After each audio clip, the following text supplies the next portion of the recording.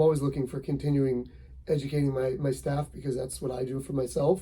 And something like this where, the attention span of us are not all that strong, and if we can clip 5 minutes in the morning and it could potentially improve their day or their week, then it just makes a whole lot more sense I like the little bite-sized pieces, because we do a lot of different trainings, but this is I think a lot more unique to the technician and to the day-to-day. It's great for the technician, but it's great for the project managers.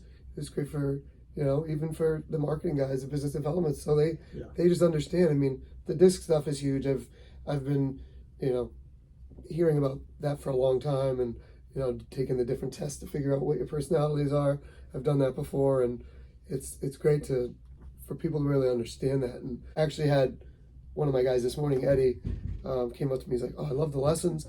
He's like, a couple of them they really struck home. So good. So he's getting all the other guys to make sure they're doing. I have a customer who's there's an issue that could have been easily resolved, something that may come common sense to one person.